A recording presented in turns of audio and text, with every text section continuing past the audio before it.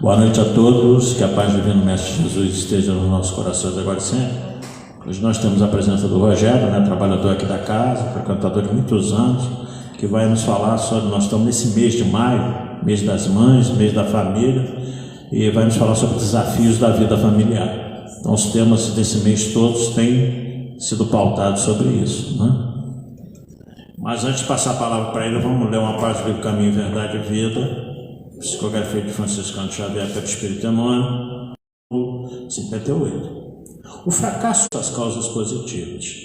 A negação de Pedro sempre constitui assunto de palpitantes interesse nas comunidades do cristianismo. Enquadrar-se-ia a queda moral do generoso amigo do Mestre num plano de fatalidade? Por que se negaria Simão a cooperar com o Senhor em minutos tão difíceis? Útil, nesse particular, é o exame da sua invigilância. O fracasso do amoroso pescador reside aí dentro, na desatenção para com as adversidades recebidas. Grande número de discípulos modernos participam das mesmas negações, em razão de continuarem desatendendo. Informa o Evangelho que naquela hora de trabalhos supremos, Simão Pedro seguiu o Mestre de longe. Ficou no pátio do sumo sacerdote e assentou-se entre os criados destes para ver o fim. Leitura cuidadosa do texto esclarece-nos o entendimento e reconhecemos que ainda hoje muitos amigos do Evangelho prosseguem caindo em suas aspirações e esperanças por acompanhar o Cristo à distância, receosos de perderem gratificações imediatistas. Quando chamados a testemunho importante, demoram-se nas vizinhanças da arena de lutas redentoras, entre os servos de convenções utilitárias, assestando binóculos de exame, a fim de observarem como será o fim dos serviços alheios. Todos os aprendizes nessas condições, naturalmente fracassarão e chorarão amargamente.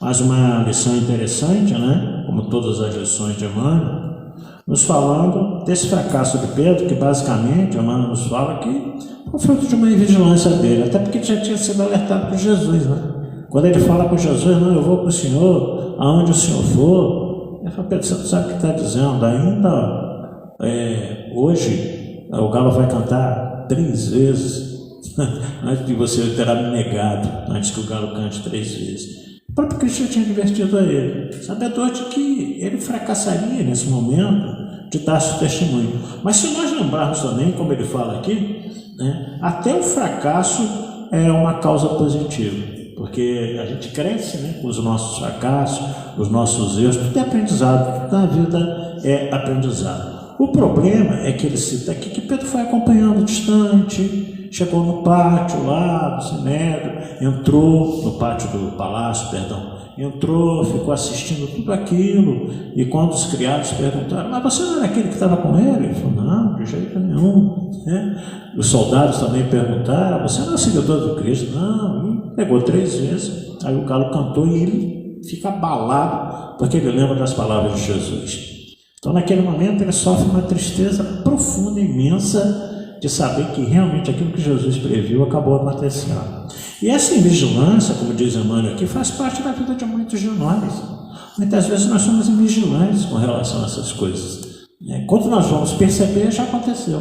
Quando nós vamos perceber, já deixamos de ajudar. Quando nós vamos perceber, já deixamos de ser fraterno. Quando nós vamos de repente perceber, puxa vida, eu podia ter feito ali, não fiz, acabei de passar por uma situação, podia ter ajudado aquela pessoa e não ajudei. Então esses momentos de invigilância, eles fazem parte do nosso cotidiano. Então o que Emmanuel nos pede é isso, que é como aprendizes que nós somos, do Evangelho de Jesus, do amor de Deus todos nós, que a gente fique um pouco mais atento, Porque senão, como ele fala no final aqui, nessas condições, naturalmente, fracassaremos, choraremos amargamente por aquilo que nós não fizemos, por aquilo que nós deixamos de fazer, por aquilo que a gente poderia ter feito se prestasse um pouco mais de atenção.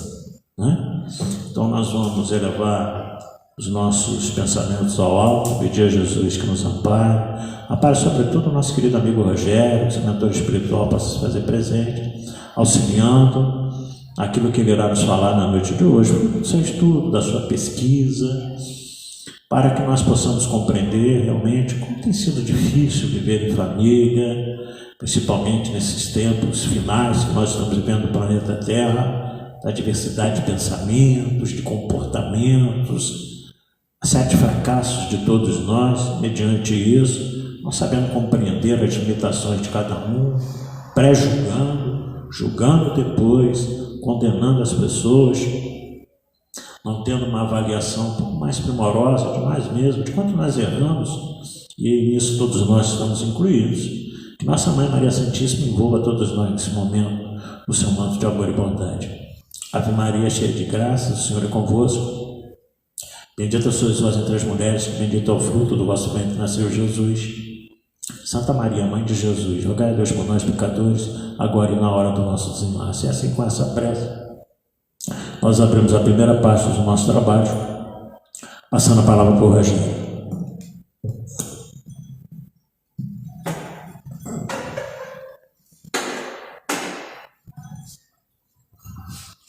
Boa noite a todos.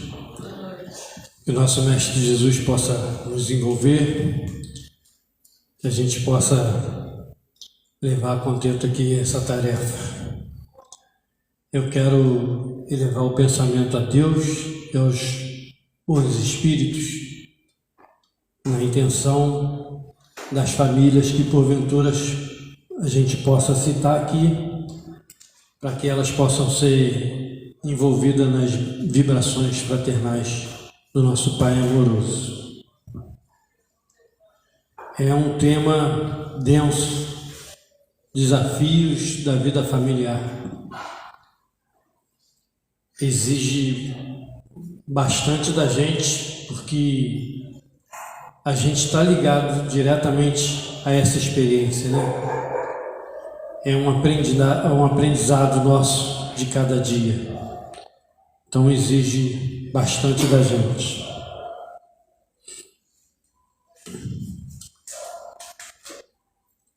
Existe um programa que foi iniciado através da Federação Espírita do Paraná e tem programas gravados, são programas rápidos de 4, 5 minutos, chama Momento Espírita. Já tem 30 anos que é veiculado.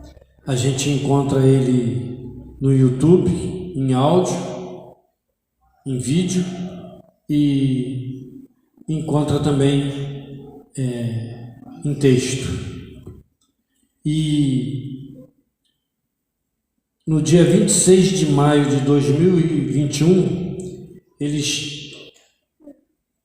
fizeram um trabalho baseado na lenda dos índios Cherokees, que fala sobre o rito de passagem da juventude para a maturidade ou adolescência para a vida adulta, né?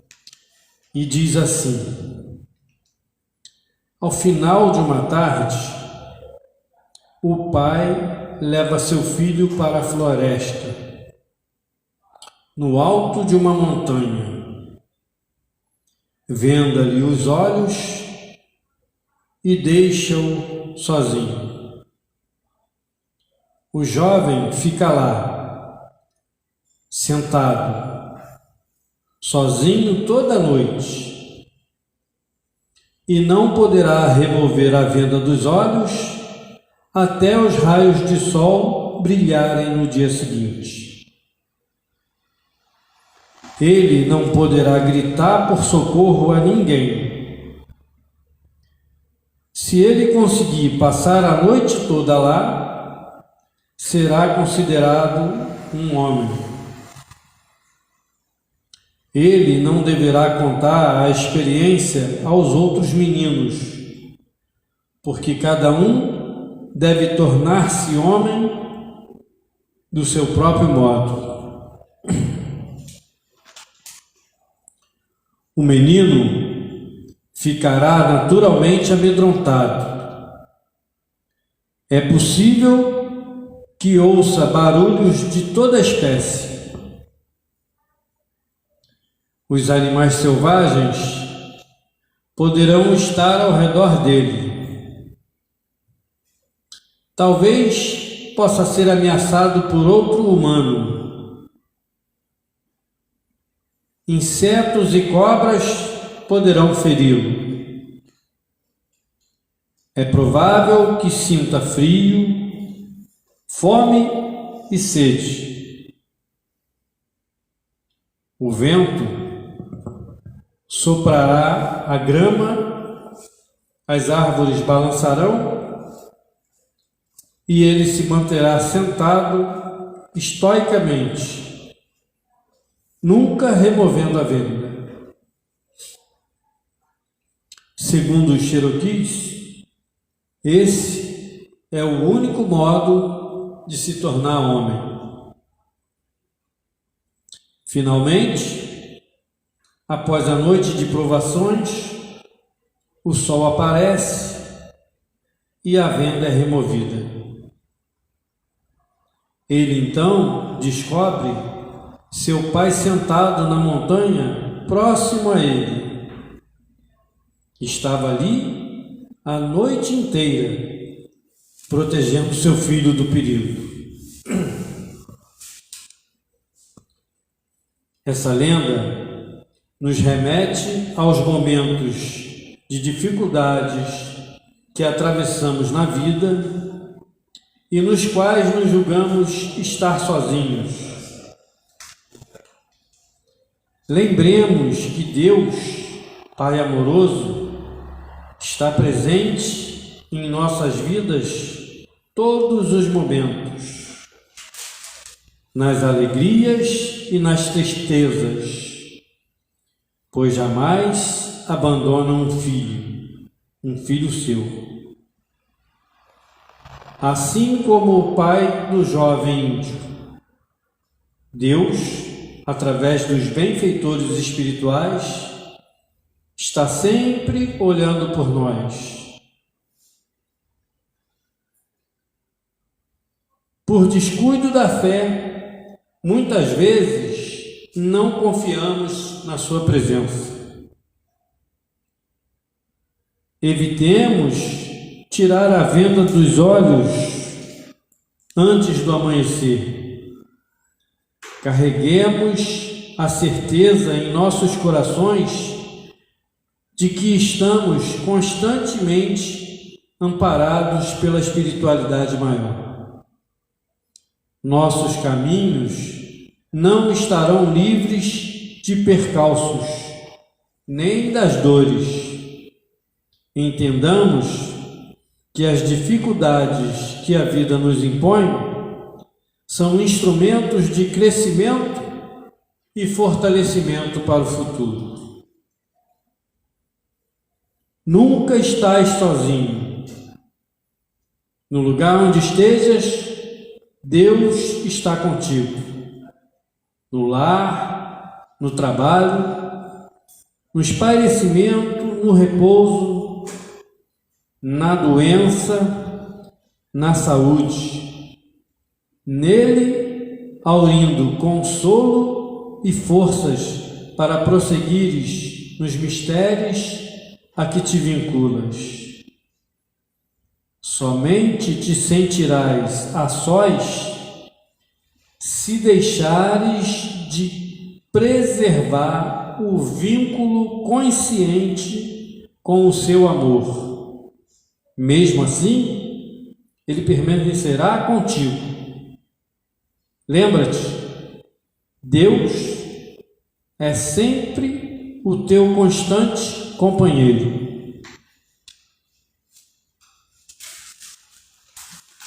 Então é uma mensagem para a gente refletir e a gente pode fazer uma ponte dela com a nossa necessidade da experiência reencarnatória. A gente, como espírita, já tem conhecimento, já tem entendimento de que somos espírito.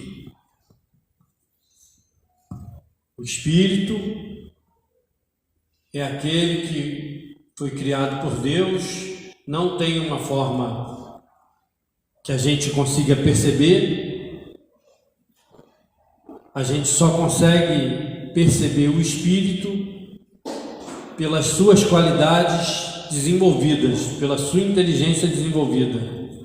E a percepção que a gente possa ter dele através dos sentidos é através do perispírito, que também, para nós, no corpo denso, nem todos conseguem perceber, porque o perispírito é formado dos elementos da matéria do globo, de forma que a gente ainda não conhece aqui no plano físico a diferenciação da matéria. Nós só conhecemos aqui na matéria as três formas físicas, que é o estado líquido, sólido e gasoso. Então, quando a gente vai para a vida espiritual, é que a gente se dá conta de outros fenômenos, de outras possibilidades que a matéria tem. E o perispírito está nessa condição. Para a gente viver a experiência aqui na matéria, a gente precisa do perispírito unido ao corpo físico. E quando a gente faz esse mergulho, quando a gente se programa para a experiência aqui na Terra, quando a gente faz esse mergulho, uma das coisas que nos acontece é o esquecimento do passado. Então a gente sabe que a gente já viveu várias vezes, estando aqui nesse mundo, que é um mundo de provas e expiações, a gente já viveu várias experiências, mas a gente ainda tem muito que aprender. E para aprender, a gente precisa mergulhar no corpo denso, faz parte da experiência. Fomos criados com a intenção de ser co-colaborador de Deus na manutenção da sua criação, mas a gente precisa se capacitar para isso, e a capacitação se dá através do mergulho na carne e na convivência com os semelhantes, porque a gente não sabe tudo, a gente é um ser social, precisa viver em sociedade e precisa buscar um com o outro, cada um sabe um pouco, e a gente vai aprendendo e vai somando, vai crescendo em entendimento. Se a gente olhar para o mundo de hoje, a gente pode perceber isso. Nos vários tipos de coisas que tem ao nosso dispor, para o nosso benefício, e de vários tipos de coisas que chegam até nós trazidos por outros. A gente dispõe, por exemplo, desse recurso do som. A voz da gente aumenta, consegue abranger vários espaços de distância. Nós temos o conforto da luz elétrica, mas quantos de nós aqui sabem como é que funciona isso? Como é que se dá essa transformação? Nem todos de nós sabemos isso. Isso para a gente perceber o quanto que a gente precisa ainda evoluir. Se a gente for ver coisas mais sofisticadas, mais modernas, a gente costuma usar muito o celular, mas a gente não sabe como ele é feito, como ele funciona. Esses dias chegou a mim um vídeo de um material sintético que está sendo desenvolvido agora, e ele tem muitas capacidades de se tornar maleável, de se tornar inquebrantável, muito mais potente do que o aço. Ele ainda está em laboratório sendo desenvolvido, mas está sendo usado já para bastante coisa. Já tem uns 5 anos que ele apareceu aí na indústria. É uma revolução que está surgindo aí. Tudo isso para a gente ver o quanto que a gente precisa aprender. Isso do lado intelectual. Mas todas as vezes que a gente começa uma jornada de mergulho na experiência reencarnatória, a gente nasce através da geração pelo fenômeno gestacional na mulher, ficamos 9 meses na barriga e nascemos após 9 meses. Então a criança nasce pequenina e a gente não tem a menor condição de sobreviver sozinho, totalmente dependente dos pais. Aprendemos os primeiros gestos automáticos. Por incentivo da mãe, aprendemos a sugar o alimento. Por incentivo do médico no hospital, o primeiro tapinha nos estimula o choro e a respiração. E aí a gente vai se desenvolvendo mecanicamente, aprendendo a gesticular os dedinhos, os bracinhos, a língua, vai aprendendo a se movimentar enquanto vamos crescendo. O organismo vai crescendo e a gente vai ganhando mais habilidade, mais domínio do corpo.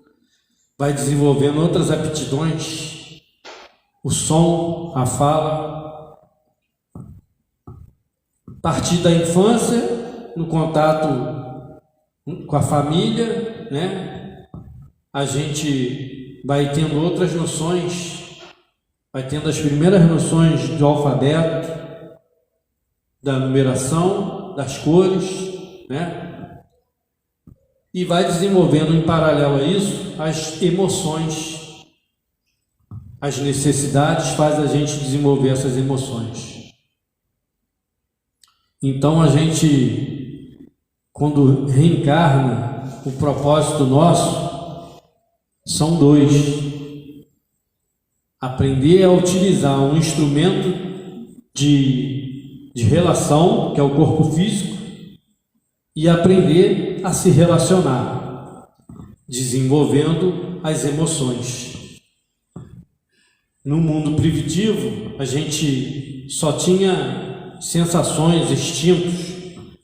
No mundo agora de provas e expiações, já mais intelectuado, essas sensações foram se aperfeiçoando.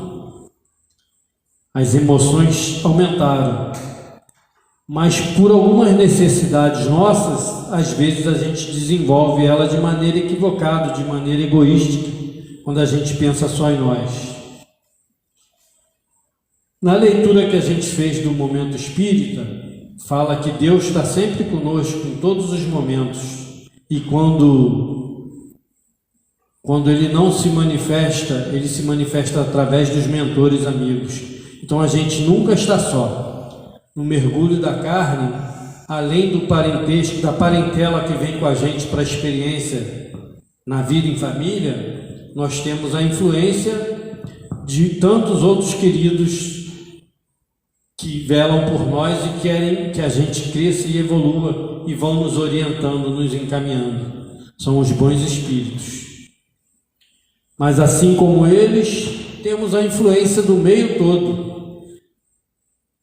Temos a nossa família, temos a vizinhança, temos a parentela mais distante que vem nos ver, temos todos aqueles à nossa volta no bairro, na cidade, temos toda uma população terrestre.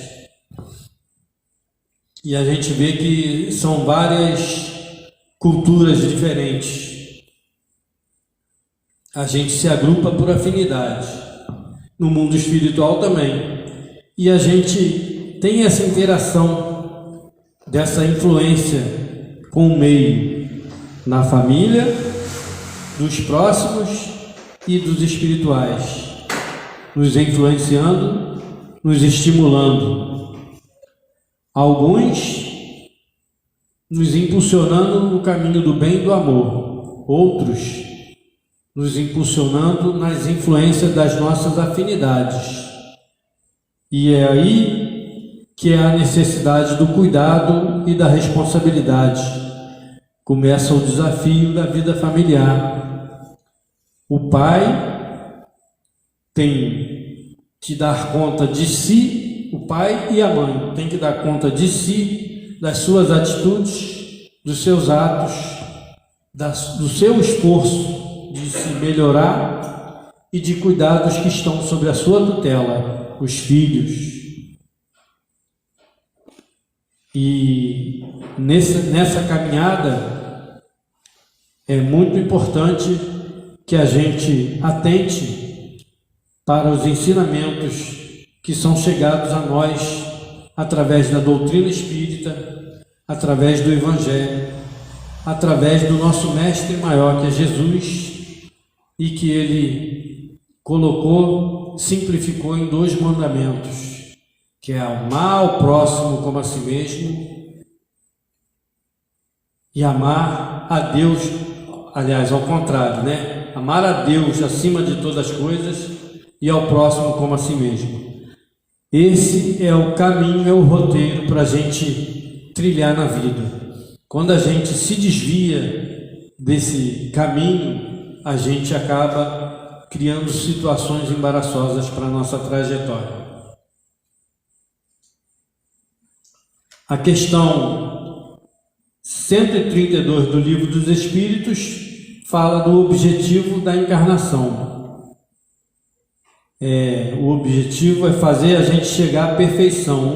Para uns é expiação, para outros é missão, até alcançarem a perfeição. Tem que sofrer a vicissitude da existência corporal. Nisso é que está a expiação. Visa ainda outro fim, de pôr o espírito em condições de suportar a parte que lhe toca na obra da criação. Para executá-la é que em cada mundo toma o espírito um instrumento de harmonia com a matéria essencial desse mundo, a fim de aí cumprir, daquele ponto de vista, as ordens de Deus. E aí tem uma observaçãozinha que diz: a ação dos seres corpóreos é necessária à marcha do universo. Deus, porém, na sua sabedoria, quis que nessa mesma ação eles encontrassem um meio de progredir e de se aproximar dele. Desse modo, por uma admirável lei da providência, tudo se encadeia, tudo é solidário na natureza. Na questão 166, ele esclarece que, como uma encarnação não é suficiente para a gente se aperfeiçoar, aí ele diz que é preciso sofrer a prova de uma nova existência, e aí a gente tem comprovada a necessidade da reencarnação. E como a gente sabe que o mundo em que a gente vive ainda não nos oferece todos os parâmetros para que a gente chegue à perfeição, então são várias as reencarnações e em vários mundos até que a gente chegue na nossa meta, mas é uma caminhada longa. É preciso que a gente não esmoreça.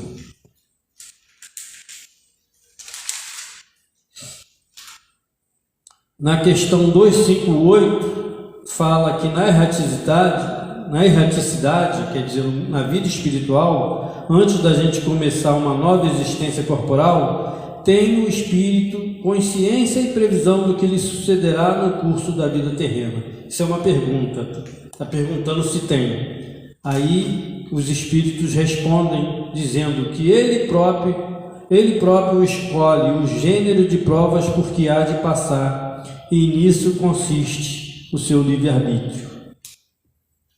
Aqui a gente abre um parênteses, porque isso só se dá à medida que a gente evolui e ganha um certo grau de entendimento. Muitos de nós ainda necessitam do concurso dos bons espíritos para nos orientar nessa experiência. A gente não consegue fazer a escolha sozinho. Tanto que a gente está aqui hoje, mas muitos de nós, embora estude, embora tenha o esclarecimento da doutrina espírita de que somos espíritos, de que encarnamos, mas a gente ainda se mantém duvidando. Somos espíritos mesmo? Na hora de vivenciar, a gente tem essa dúvida, né? Na hora de vivenciar, a gente tem os tropeços da gente, de seguir as experiências. A gente sabe que a gente não deve prejudicar o próximo, a gente sabe que não deve fazer o que é errado, mas a gente às vezes tem dificuldade com isso e a gente pensa primeiro na gente. Até na hora de se relacionar, na hora que a gente escolhe uma companheira para conviver, muitas das vezes a gente age egoisticamente com relação a ela ou ela com relação a nós. E a gente tropeça, né? Com os filhos, muitas das vezes a gente vê muitas famílias que é relapso na educação, e quando a gente fala de educação, a educação não é só a educação de dar condições para ele ganhar o pão de cada dia, é a educação que vai fazer com que ele aprenda a se relacionar com os semelhantes. E a gente, às vezes, pela permissividade, acaba deixando ele ser mal criado, e a gente percebe isso depois quando ele está na vida adulta, conforme da maneira como ele age com os outros.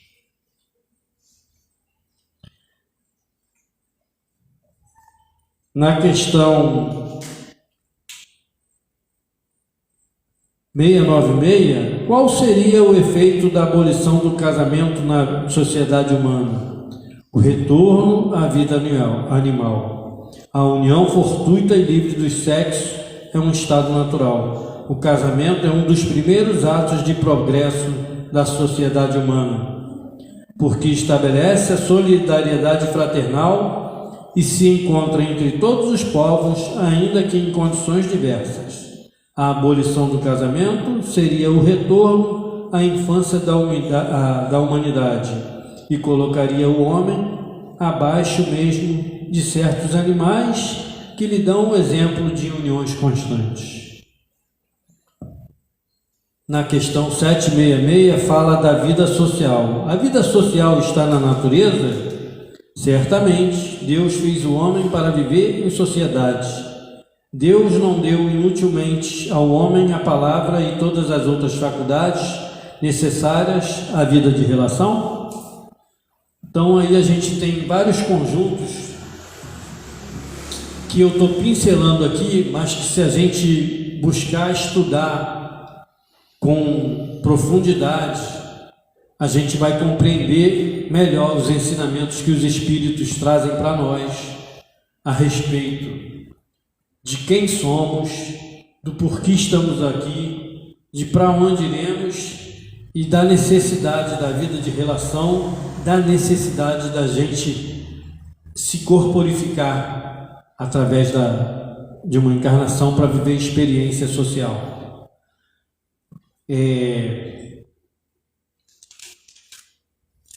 No domingo, quando eu estava estudando sobre esses temas, no Livro dos Espíritos, na Gênese, assistindo Fantástico, 3 reportagens despertou minha atenção, todas elas falando de família, 3 famílias distintas. A primeira família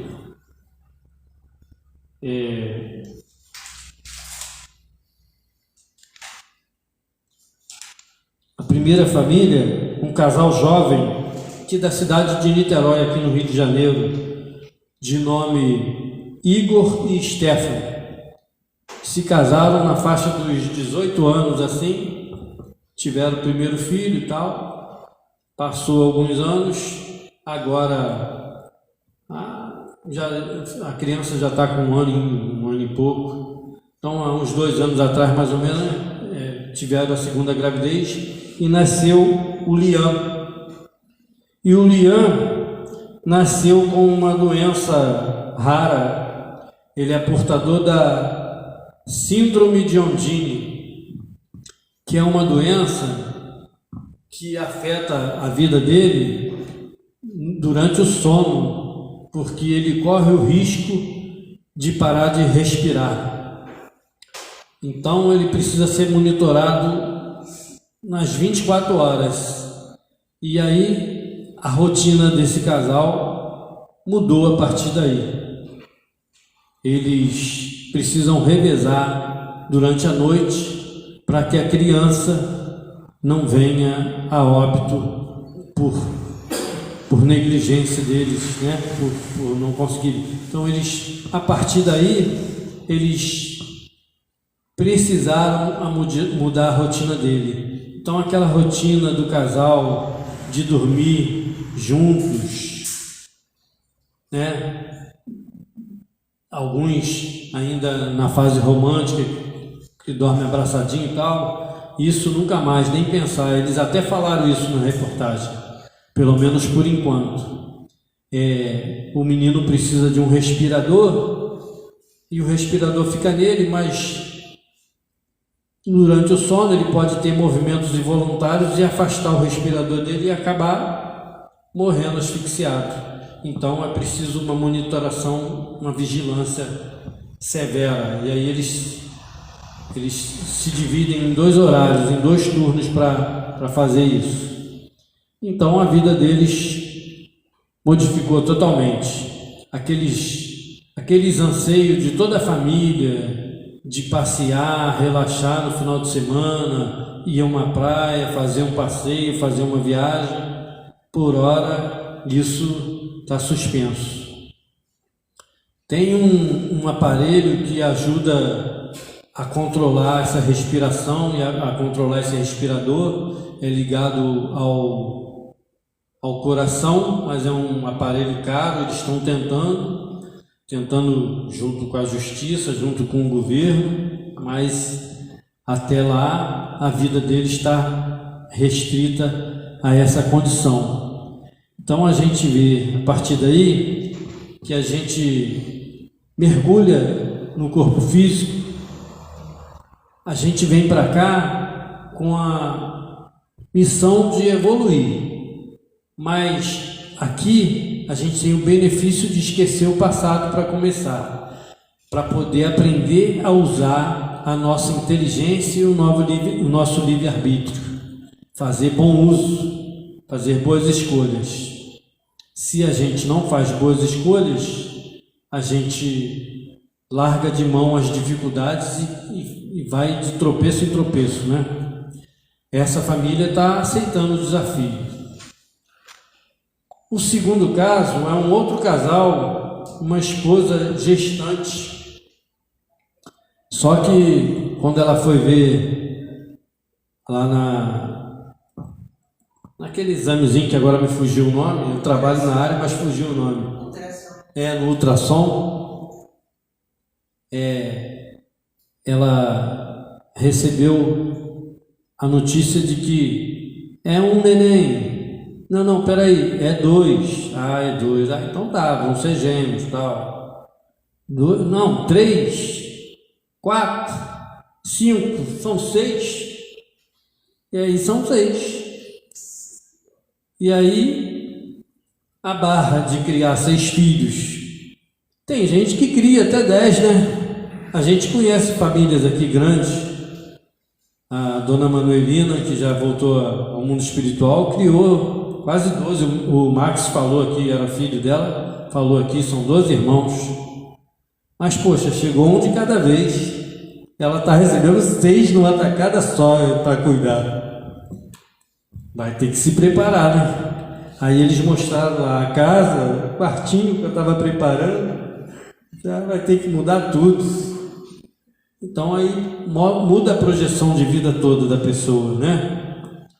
O terceiro caso mostra um terceiro casal, parece que é para o lado de São Paulo aqui, não peguei bem onde era, mas são jovens também, e aceitou o desafio da vida em família também, e chegaram aos 12 filhos, estão com 10, um de cada vez. São jovens, mas os filhos já tem filho com 1 aninho, tem filho com 2, 3, aquela escadinha, né? Aquela escadinha. Até os 12, 13 anos aí.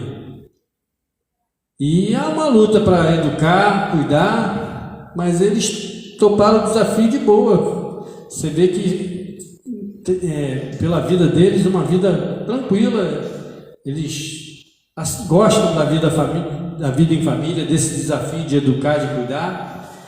É uma rotina puxada, 2 carros, cada um leva metade dos filhos para a escola, no horário de escola, né? Tem que trabalhar, tem que dar conta, tudo organizado. São 10 filhos. Os 2 que vão completar os 12 estão na barriga, vieram gêmeos também. Então a gente vê por aí que as pessoas aceitam o desafio. E eu queria falar aqui a questão da vida em família, desse desafio todo que a gente tem de educar e de tudo, e da evolução da vida, né, no longo desse tempo, nesse período da Terra que a gente vive, que a gente chama de período de prova e expiação, mas é um período que já vem longo, né? Já se estende desde antes de Jesus. E aí tem uma história que é contado, uma história grega que é contada da guerra de Troia, e havia uma princesa chamada Helena de Troia, e a gente sabe que naquela época, como na época de Moisés, como na época de Jesus, como durante muito tempo ainda, as mulheres não tinham muito direito, né? Agora que a gente está concedendo alguns direitos para as mulheres, elas estão tendo voz, né? Mas não tinha muito.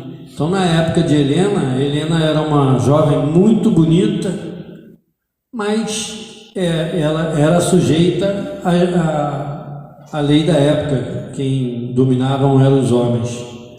E ela era tão bonita que os reis da época não queriam nem que ela casasse. Ela desfilava para eles pela sua beleza, eles se extasiavam com a sua beleza.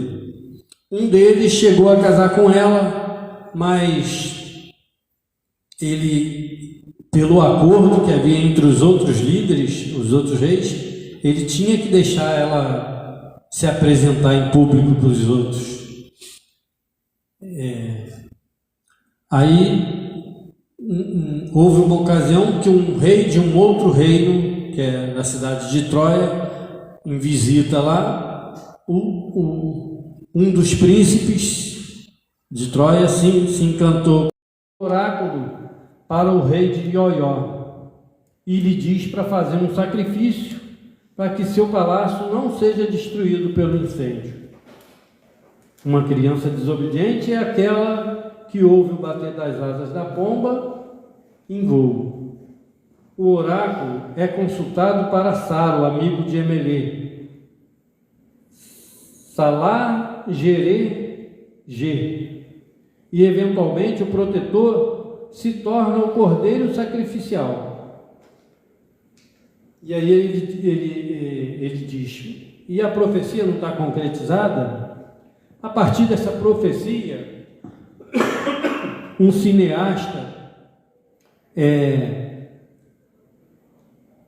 fez um filme, e nesse filme ele conta a história desse Saru, que é um jovem africano, e ele vai trabalhar como tecelão numa aldeia e acaba ficando famoso. Seus tecidos acabam sendo vendidos para muita gente, até que chega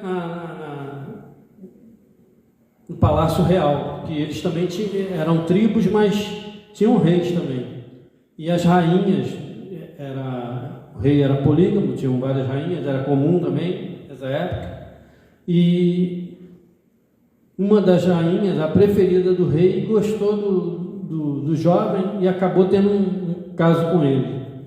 Só que a filha da rainha matriarca, que era mais velha, também havia se interessado pelo jovem. E aí, quando descobriu, acabou denunciando o fato. Eles estavam tentando fugir, mas ele foi pego. A rainha que tinha o caso com ele conseguiu fugir, mas ele foi pego, foi espancado até a morte. E é onde surge esse pássaro que lhe dá a chance da ressurreição. Ele se recupera e ela ajuda ele, ela estava escondida, ajuda ele a se recompor. Eles passam por uma trajetória de provação, vão para outro lugar, ele se recupera, refaz a vida e vai para um outro ambiente.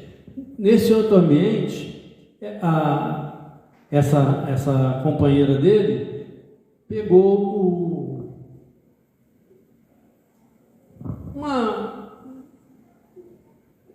alguma coisa, que é um potezinho, uma coisa assim, que é onde ficava o poder da ressurreição que ele detinha. E aí ele descobriu que com aquilo ali ele conseguia ajudar os outros.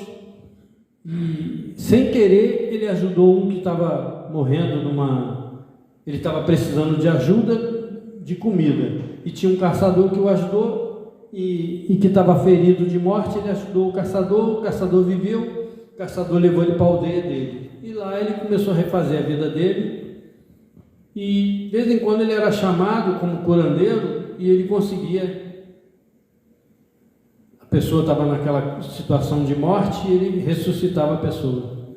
Só que ele foi ficando ganancioso e foi transformando a casa dele num harém, foi se interessando por outras mulheres e deixando a companheira de lado. A companheira que foi rainha no outro local, ele foi deixando ela de lado e substituindo pelas mais novas. Uma ocasião ela percebeu que já estava insuportável aquela situação e sumiu com esse potinho onde ele detinha esse poder dele. E quando ele foi chamado para voltar à vida um filho do rei, ele exigiu do filho do rei a princesa novinha, adolescente ainda, para ele casar. Pressionou, eles não quiseram, mas querendo que o filho voltasse, cederam. Só que na hora que ele foi fazer o filho retornar, não conseguiu retornar. E aí ele acabou sendo novamente espancado até a morte. Dessa vez não teve jeito, que já era a segunda chance, né? Isso para a gente demonstrar as escolhas que a gente faz na vida. Reflexões, quando a gente vê um filme, a gente pegar a mensagem que quer ser passada para a gente, né? Então a gente tem a liberdade de escolher como vai viver, o que quer viver. Ele teve a oportunidade de viver novamente, de sair da vida, de tocar a vida com a companheira, mas ele se deixou levar pelo orgulho, pela vaidade e esqueceu da companheira, do compromisso com a companheira. Se envaideceu totalmente e acabou sendo punido pela própria vida, pelos seus próprios atos. Uma outra história que dá uma grande reflexão para a gente é a história do livro A Cabana. Max. Ele é um jovem que foi criado por pais presbiterianos, mas o pai era presbiteriano, mas ele bebia muito e maltratava muito a mulher, e o filho ficava doido com aquela situação, não sabia o que fazer. Uma vez ele, no culto da igreja, ele foi se queixar com o pastor, se confessar, e a consequência foi mais desastrosa ainda. Quando chegou em casa, o pai passou a noite toda dando uma surra nele, e aquilo marcou a vida dele. Ele não sabia o que fazer e teve que amadurecer cedo. Teve a má ideia de envenenar o pai. Pegou um veneno, pegou as bebidas do pai, que ele sabia que o pai tinha garrafas de bebida estocada em tudo que é lugar, envenenou o pai e fugiu de casa. não foi pego por isso, mas ficou com isso na consciência. Cresceu, formou família, esposa, 3 filhos, vivia maravilhosamente, vida financeira bem, até que também vai passear, gostava de passear, passei de final de semana, gostava de acampar. A esposa foi trabalhar e ele foi acampar com os filhos. No acampamento conheceu outra família, coisa e tal, tudo bem, tudo muito bom, tudo legal. Na hora de ir embora, perto da hora de ir embora, o casal de filho mais velho andando no barco no lago, a filha chama o pai de longe, o pai está desmontando as coisas, a filhinha caçula está brincando na mesa, desenhando. Aí a filha caçula levanta do barco, ei pai, olha aqui, o irmão, não faz isso que a gente cai. Pai, pum, o barco vira, aí a complicação, o barco vira, aí aquele sufoco, ela consegue nadar, mas o irmão fica preso no barco, não consegue sair, se desatar do barco para nadar, sabia até nadar, mas estava preso, então estava quase se afogando. O pai mergulha desesperado, vai até o filho, consegue soltar e traz para a borda. As pessoas ajudam, acorrem. Ele estava desmaiado, porque bebeu muita água, fizeram as manobras, tal, conseguiu voltar. Passado o sufoco, tudo acalmado, vamos embora, cadê a caçula? A caçula some e não acham mais a caçula. Era para voltar para casa, ficam acampados muito tempo, chama a polícia, chama tudo e descobre que havia um psicopata que já vinha roubando criancinhas assim e não se dava conta delas. A partir daí ele entra numa depressão grande, a vida dele se modifica, o relacionamento deteriora, a filha também entra numa depressão também, porque se sente culpada por tudo que acontece. E aí ele recebe uma cartinha que não sabe de onde vem, do papai, que era como a esposa chamava Deus. Papai convidando ele para voltar lá na cabana onde a menina havia morrido. Aí ele pede a um amigo a picape, o amigo queria ir com ele, mas ele consegue tirar o amigo de jogada e vai no carro sozinho. Só que quando ele está na estrada, ele bate num caminhão. E aí vem aquela experiência de quase morte. Ele internado, e aí em espírito ele volta à cabana, ele conhece o papai, que é Deus. Na visão dele na visão não era nem dele, era a visão da mulher dele, de como é que era Deus, porque ele não acreditava muito em Deus. O Deus que ele acreditava era aquele Deus barbudo, velhinho, que sempre foi passado para a gente, né? E aparece para ele um Deus que era uma mulher negra e era chamada de papai, não foi algo nem interessante. Aparece Jesus, o carpinteiro, e aparece o Espírito Santo, que era uma mulher oriental. E eles têm uma conversa longa ali, e é passado para ele que toda a experiência dele, e aí, por ele não acreditar em Deus, ele é levado a muitas reflexões.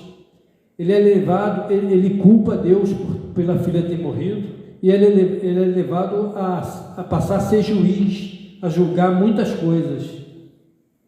Nessas reflexões que ele faz, ele passa a compreender o mecanismo da vida, de por que a gente tem que passar por várias experiências, por vários sofrimentos, o relacionamento que Deus espera da gente com Ele, o que é Deus na verdade, e a necessidade de perdoar até o cara que matou a sua filhinha, de perdoar o pai, de se perdoar. Um livro muito bom da gente ler e de refletir e de trazer para a luz da doutrina espírita, porque embora esse livro não seja espírita, mas se a gente tem o conhecimento da doutrina das vidas, da sucessão das vidas, para a gente se aperfeiçoar, do relacionamento de Deus, de como Deus espera que a gente haja, é um bom livro para a gente refletir. Então, gente, eu não me prendi muito na técnica do que o Espiritismo fala, mas eu convido vocês a estudar a doutrina. Nós temos grupos de estudo na casa, existem grupos de estudo em várias casas para explicar melhor como funciona, o que é a doutrina espírita e o consolo que ela pode trazer para a gente diante das dificuldades que a gente vive na vida, porque é necessário que a gente venha, é necessário que a gente esqueça o passado para que a gente recomece, para que a gente se perdoe, perdoe os semelhantes e aprenda a se relacionar e aprenda a amar, porque a gente ainda não sabe o que é o amor de fato.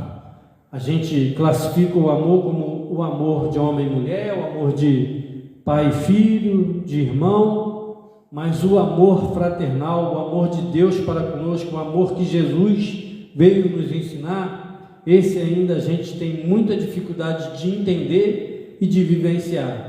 E só quando a gente for capaz de compreender e de viver esse amor, a gente vai ser feliz e vai estar mais a salvo das influências dos espíritos que ainda se complazem na viciação da vida instintiva, da vida mais animal do que hominal, do que espiritual.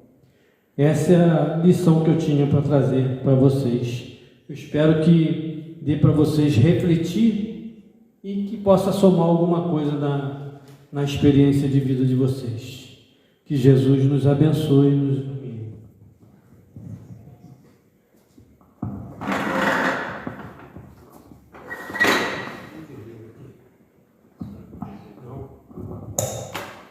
Agradecemos o Rogério, o estudo da noite de hoje. Que Jesus possa abençoá-lo, ampará-lo agora e sempre. Lembrando a vocês que domingo nós temos o nosso almoço, finalmente chegou o dia, né? Guisado de carne com cuscuz marroquino, R$20, ainda tem alguns convites na secretaria. Nós queremos agradecer a todos aqueles que fizeram as doações, mas lembrando também que tem muita gente que ainda não entregou as doações, né? Que a gente vai, o pessoal da cozinha aí, no sábado à tarde vai começar a preparar. Então precisa que todo esse material esteja aqui até sábado, às 2 horas da tarde. Se quiser trazer no sábado de manhã, a gente vai estar aqui, o pessoal da sopa, até 10h30, 11 horas, também pode trazer, ok? Na próxima quarta-feira, no próximo domingo, melhor dizendo, a palestra com a Estael, no dia do almoço, tem palestra normalmente. Honrai teu pai e tua mãe, ok? Às 9 horas da manhã. A Angélica está lá na secretaria, então quem quiser ainda comprar algum convite, alguma coisa assim, fique à vontade. Mais alguma coisa, Felipe? Não, Laurete? Tranquilo? Oi? Agradece a ele. Agradecer. Conseguimos toda a doação, está tudo certo, né? Beleza. A Laurete está falando lá, eu já agradeci as doações, quem doou, conseguimos tudo, só que eu estou reforçando aqui que precisa estar entregue aqui até sábado de manhã, porque à tarde nós vamos pegar firme na cozinha aí, né? Precisando de ajuda, Laurete? Quanto mais? Não, tá também, tá. A equipe tá boa? Então tá, valeu. Ela está falando lá que a equipe já tá fechada aí, então que bom. Torcer para que tudo dê certo. Lembrando que é regime de drive-tour, né? Pegar o Marmitex e levar. Não vai ter almoço presencial aqui. Combozinho, Marmitex, um refrigerantezinho pequenininho e uma sobremesa. Pelo preço de R$20 está ótimo, né? Então vamos encerrar essa primeira parte, passando depois para a segunda parte na Câmara de Passe, agradecendo a Deus por essa oportunidade de estarmos aqui, mais uma vez agradecendo o Rogério. Que Jesus, na sua infinita bondade, nos abençoe e nos ampare a todos, nós que estamos presentes aqui no salão, aqueles que estão nos acompanhando ao vivo pelo Facebook. Queremos encerrar essa primeira parte também com a oração que Jesus nos ensinou.